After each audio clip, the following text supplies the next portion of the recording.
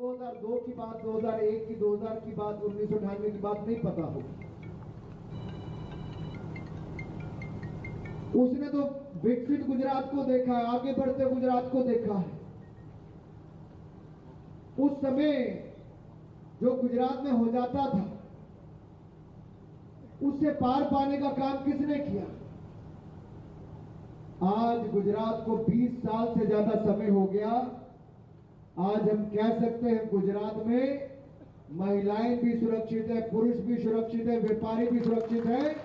दंगा मुक्त गुजरात हुआ है तो मेरे भाई और बहनों के कारण और भारतीय जनता पार्टी की सरकार के कारण हुआ है, नरेंद्र मोदी जी के कारण हुआ है। इसका लाभ क्या मिला? इसका लाभ क्या केवल एक जाति, एक धर्म, एक संप्रदाय के लोगों को मिला? नहीं।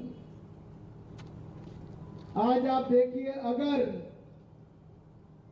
कोई भी योजना हम लाए हो, घर घर बिजली पहुंचाने की बात हो, रसोई गैस सिलेंडर देने की बात हो, पानी की सुविधा, पक्के मकान बनाने की बात हो, नई सड़कें, और यहां तक कि हमारे गणपत भाई ने तो 1100 करोड़ रुपए के रास्ते ही आपके विधानसभा क्षेत्र में बना दिए। 750 करोड़ रुपए से ज्यादा की सिंचाई योजनाएं लगवा दी, ना जाने कितने नए नए हजारों करोड़ के प्रोजेक्ट करवा दिए। क्या कभी किसी से किसी की जाति, धर्म, संप्रदाय के बारे में पूछा? क्या मेरी किसी बहन को कभी रसोई गैस का सिलेंडर मिलने आया हो? क्या हमने हमारी सरकार में कभी ये पूछा कि आप किस जाति, किस धर्म, किस संप्रदाय के? क्या किसी ने पूछा आप किस खानदान से आते हो? नहीं। मोदी सरकार ने पूरे देश भर में एक ही मूल मंत्र के साथ काम किया है, सबका साथ, सबका विकास, सबका विश्वास, और सबके प्रयासों से देश को आगे बढ़ाने का काम किया है। देश में नरेंद्र भाई तो प्रदेश में भूपेंद्र भाई ने प्रदेश को आगे बढ़ाने का काम किया। ये नरेंद्र भाई, भूपेंद्र भाई की जोड़ी ने, ये डबल इंजन की सरकार ने गुजरात में डबल नहीं, चहुमुखी विकास करने का काम किया है मेरे भाई और बहनों।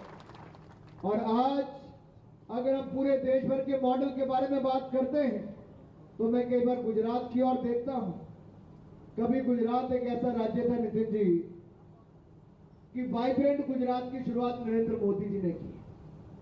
दुनिया भर के बड़े बड़े इंडस्ट्रियलिस्ट को, बड़े बड़े उद्योगपतियों को अपने गुजरात में निवेश करने के लिए बुलाया।